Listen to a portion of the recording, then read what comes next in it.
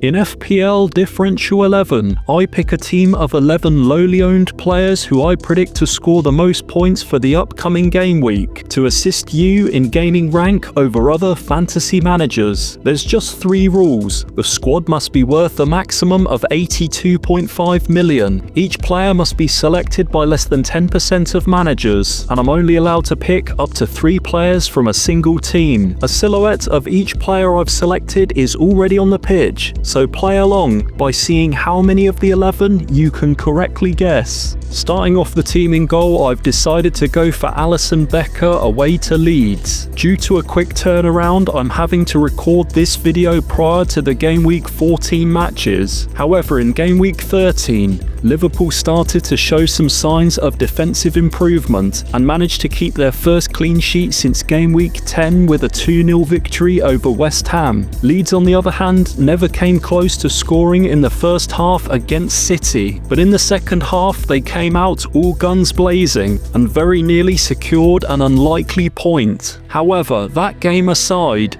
Leeds have largely struggled to create chances, having only scored 13 goals so far this season, which is the joint second lowest in the division. The first player to make the back 4 this week is Nico O'Reilly. City just about scraped a 3-2 win against Leeds at the weekend. However, in that game, O'Reilly not only returned an assist, but he also should have scored a header just moments later. Currently, he's one of the standout defenders in the game, and I think that he has to make the Differential 11 team this week with a home match against Sunderland. Although the Black Cats have had a ridiculous start to their 25-26 Premier League campaign, sitting 6th in the table, I still expect City to have the lion's share of possession in this game and control the ball to such an extent that it limits the away team's scoring opportunities. One team that have really impressed of late is Brighton, and this week they face West Ham at home,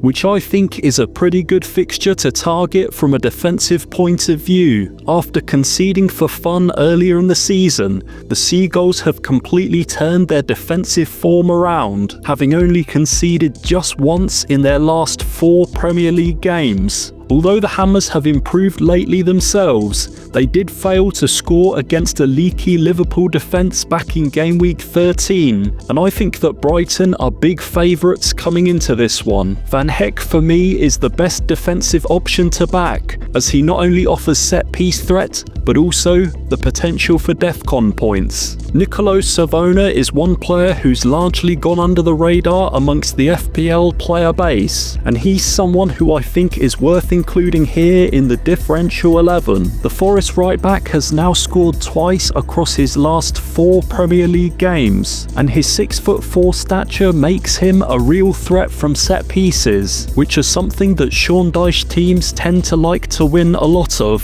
Forest have improved recently, with 3 wins over their last 4 matches in all competitions, and I fully expect this game against Everton to be a tight one, with a single goal enough to separate the teams. Before revealing the next player, if you fancy winning yourself a channel shoutout and a place on the Differential 11 leaderboard, correctly guess the points total of this week's Differential 11 team, or guess the player who individually scores the most points in this upcoming game week of FPL, so long as they're under 10% selected within the game. Check out the pinned comment below for more details on how to submit your prediction. The final defender that I've gone for this week is Lewis Hall for his home game versus Burnley. Looking at the fixtures for Game Week 15, there doesn't tend to be many teams that you'd be confident in keeping a clean sheet, but Newcastle at home to Burnley has to be an outlier. Although the Magpies have conceded in every Premier League game since Game Week 7, we know just how strong they can be at St James's Park, and on the contrary,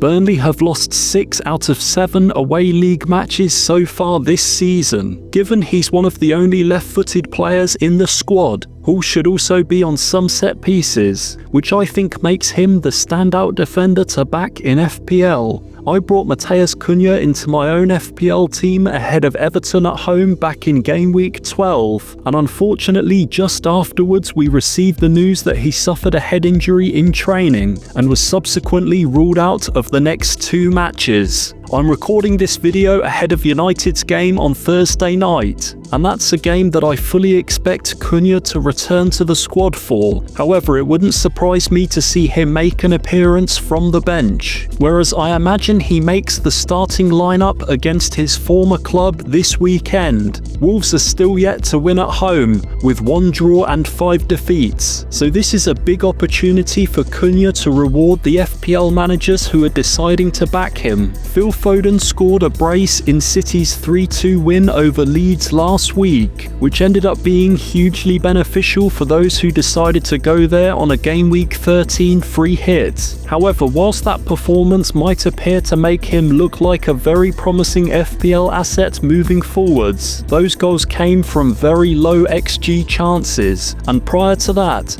Foden's last Premier League goal came all the way back in Game Week 4, so I don't think that he's a fantastic option for the long term. Having said that, he started every league game since Game Week 4, and City have scored 19 goals at home, which is 3 more than any other team in the division, so I can definitely see him coming away with something from this match. One player who's been scoring well this season and has only just risen to the surface as a viable option amongst the FPL community is Bruno Guimaraes, and I think he deserves a spot in the team this week for Newcastle's home game versus Burnley. The Magpies midfielder offers a little bit of everything within the game: goal threat, assist potential, defcon points, and the surety of starts and minutes, which could prove to be a very important variable for us to consider across the congested winter schedule. Burnley have conceded 21 goals away from home this season, which is the most of any team in the Premier League, and I can easily see Newcastle scoring 3 or 4 goals in this fixture. Dango Ouattara joins the 5-man midfield for Brentford's away trip to Spurs. Tottenham's 2-1 defeat to Fulham last weekend means that they now sit second from bottom in the overall home form table, which is just above Wolves, with 1 win, 2 draws and 4 losses. Although Brentford have been far from impressive away from home, they have scored 7 goals across their last 3 league games, and there's a strong possibility they'll get a number of chances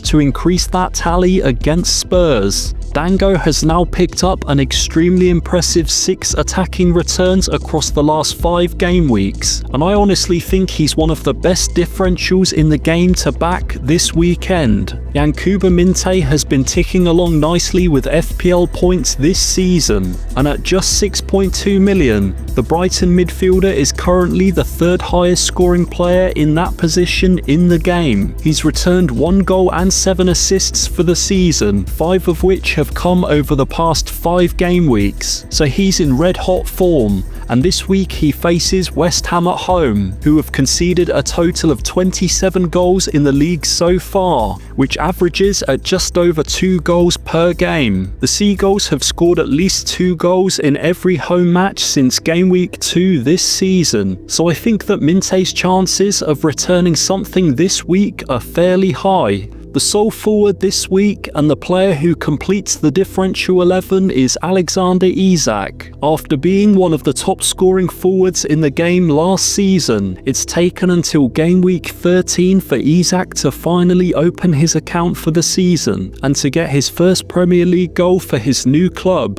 Despite beating West Ham 2-0 last week, Liverpool still have a lot to work on to get their performances back on track, but I think that you just can't look past their attacking players when they face a promoted side, and a player like Isak could really do some damage in this game, even if he were to make an appearance from the bench. Just a quick reminder to let you know that your channel could feature here on the Differential 11 series. The Differential 11 team from Game Week 13 scored a fairly disappointing 31 points, which nobody in the comments was able to correctly guess. The highest scoring player of the game week was Malik Chow from Newcastle, who of course scored those 2 goals against Everton, giving him a total of 16 FPL points. Nobody was able to predict him either, and so unfortunately, nobody scores the +3 points, which means that we have an unchanged Differential 11 channel leaderboard. If you are interested in winning a shout out in next week's video, remember to comment below the number of points that you predict today's Differential 11 team to score and the highest scoring player of the game week. And as always, thank you so much for watching and best of luck in hitting those big green arrows.